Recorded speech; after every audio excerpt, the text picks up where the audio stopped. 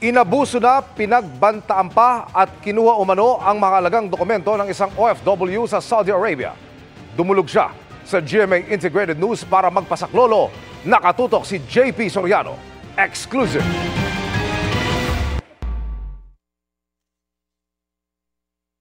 Helper ang OFW na itago natin sa pangalang Rose. Nitong Mayo, habang nasa isang business trip ang mag-asawang Saudi national na employers, inabuso raw siya ng anak na lalaki ng amo. Inubos niya yung lakas po. Kasi lumaban ako. Lumakban po ako sa kanya. Hindi niya ginawa yung mga bagay na gusto na gawin sa akin. Tapos yung mali ko po doon.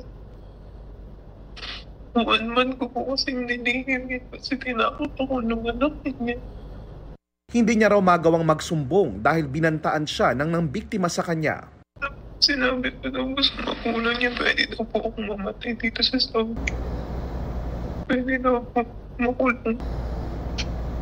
Tumawag si Rose sa kanyang agency sa Pilipinas upang magpasaklolo at sinabihan siyang mag-antay ng 2 hanggang 3 buwan.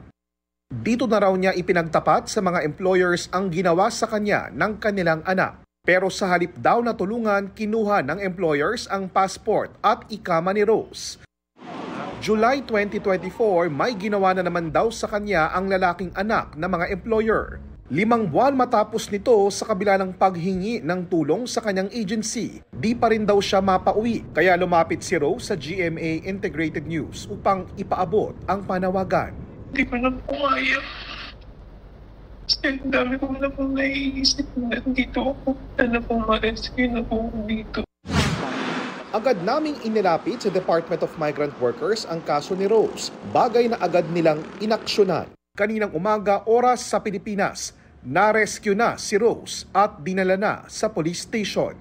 Maraming salamat po sa tulong niya, sir, kasi po nakuha na po ako doon sa bahay ng employer ko.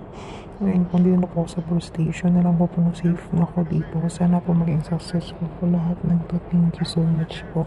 Nangako si DMW Secretary Hans Leo Kakdak na bibigyan ng hustisya ang kaso ng ating kababayan.